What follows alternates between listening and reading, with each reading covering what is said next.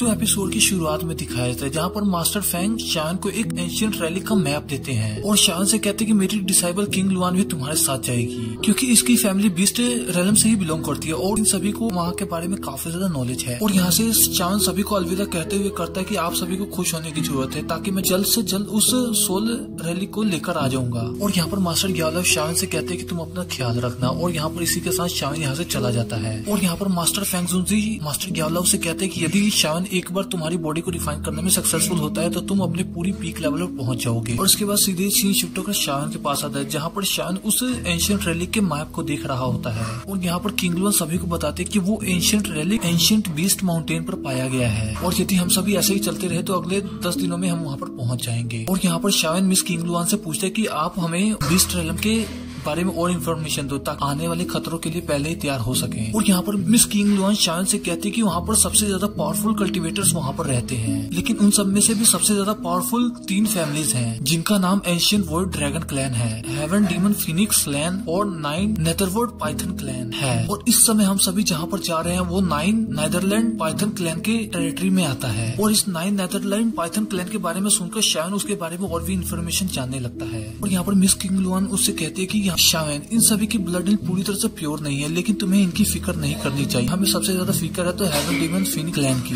जो कि कभी भी अपना ब्लड एसेंस किसी को भी यूज करने नहीं देते। और वैसे भी तुमने तो ऑलरेडी उनका ब्लड एसेंस यूज कर लिया है, मुझे नहीं लगता कि तुम्हें उनके सामने आना चाहिए, नहीं तो वो सभी हमारे लिए काफी ज्यादा बड़ी मुसीबत खड़ी कर देंगे रास्ते में। और यहाँ पर मिस किंग लुआन कहते हैं कि वैसे भी हमारा ट्राइब इतना ज्यादा फेमस नहीं इस बीस्ट रेलम में। और यहाँ पर मिस किंग लुआन अपने टेरिटरी के बारे में बात करने लगते हैं जहाँ पर मिस जियन को ये सब अच्छा नहीं लगता और वो कहते हैं कि वैसे भी ये हेवन डीमन फिनिक्स ट्राइब वाले हमारे सामने कुछ भी नहीं, वो मामूली से एक ट्राइब है। शायद तुम्हें उन्हें उनकी फिक्र नहीं करनी चाहिए मेरे रहते हुए, उन सभी से मैं तुम्हें आसानी से प्रोटेक्ट कर लूंगी क्योंकि यहाँ पर जियन एंशिएंट वर्ल्ड ड्रैगन क्लैन से है। और वैसे भी एंशिएंट वर्ल्ड ड्रैगन क्लैन वाले तो एंशिएंट फिनिक्स ट्राइब वालों को तो खाने की तरह समझते हैं। और यहाँ पर मिस जियन को इन सभी से बिल्कुल ही डर नहीं लग रहा होता। और यहाँ पर मिस किंग लुआन को अभी भी जियन के बारे में नहीं पता होता, जिसकी वजह से वो यहाँ पर मिस जियन से बहस करने लगती है। इस पर शान इन्हें शांत करा देता है और इनकी लड़ाई बंद करा देता है। और यहाँ पर शान इन सभी को कहता है कि मेरे हिसाब से तो वहाँ पर अभी भी काफी ज्यादा फाइटिंग स्किल मौजूद है, इसलिए हमारी सबसे ज्यादा पहली प्रायोरिटी यही है कि हम वहाँ पर जाकर जल्द से जल्द सोल ओरिजिन फ्रूट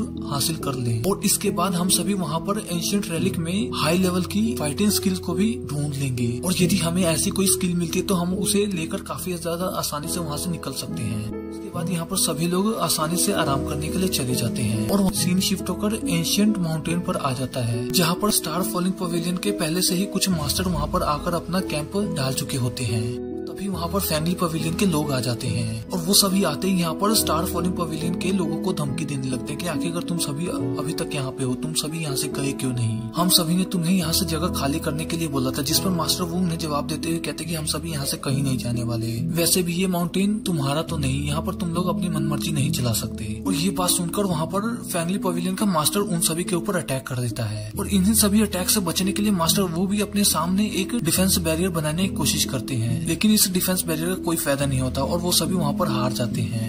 यहाँ पर ये बात यहाँ से बाहर ना जाए इसलिए फैमिली पवेलियन का मास्टर इन सभी को मारने की ऑर्डर दे देता है, जिसकी वजह से यहाँ पर ये सभी उन्हें मारने जाने लगते हैं। और यहाँ पर वो सभी उन्हें मार पाते उससे पहले शान आकर इन सभी को मार देता है। और ये सब देखकर वो फैमिली पवेलियन का मास्टर काफी ज्यादा हैरान होता है और यहाँ पर शान काफी ज्यादा खतरनाक से एंट्री लेकर खड़ा हो जाता है इन सभी के सामने। और शान के आते ही वहाँ पर उसके बाकी सभी दोस्त भी वहाँ पर आ जाते हैं, जिसकी वजह से वो मास्टर देखकर उन सभी को हैरान हो जाता है और कहता है कि आखिरकार इतने ज्यादा पावरफुल लोग अचानक से ही कैसे आ गए यहाँ पर। और यहाँ से वो तुरंत ही भागने लगता है एक स्पेस टाइम क्रैक ओपन करके। और यहाँ पर शान उसे भागता हुआ देख तुरंत ही अपनी पावर का इस्तेमाल करते हुए उसे उस स्पेस टाइम क्रैक से बाहर खींच लाता है। यहाँ पर बाहर आते ही शान के डिमोनिक सोल पपेट ने उसके ऊपर लगातार ही घूसों की बरसात करने लगता है और एक काफी ज्यादा पावरफुल पंच के साथ उसको वहीं पर जान से मार देता है। यहाँ पर शान मास्टर वू के पास आते हुए कहता है कि आखिर आप लोगों को क्या हुआ और आप लोगों के कैंप को किसने तोड़ा, आप लोगों का कैंप तो कहीं और मौजूद था, लेकिन आखिरकार आप यहाँ पर क्यों दूसरा कैंप बना रहे हैं। यहाँ पर मास्टर वू शान से कहते हैं कि हमने वहाँ पर बनाया था जहाँ पर फैमिली पवेलियन के लोग आकर हमसे जबरदस्ती वो कैंप में से भगा देते हैं, जिसकी वजह से हमने यहाँ पर अपना दूसरा कैंप बनाया है और यहाँ पर भी वो सभी आ धम के और हमें यहाँ से भगा रहे हैं। यहाँ पर फैमिली पवेलियन की ये सारी हरकतें देखकर शान को सच में काफी ज्यादा गुस्सा आ जाता है सभी के ऊपर। और इसके बाद सीन शिफ्ट होकर सीधे ही फैमिली पवेलियन पर आ जाता है जहाँ पर ये वही कैंप होता है जो कि स्टार फॉलिंग पवेलियन वालों ने बनाया है। और यहाँ पर हमें फैमिली पवेलियन का फैंगटियन दिखाया जाता है क्योंकि उस कैंप से बाहर आते हुए कहता है कि अंदर मास्टर मौजूद है अपने कुछ मेहमानों के साथ, इसलिए किसी भी कीमत पर हम सभी उन्हें डिस्टर्ब नहीं होने दे सकते।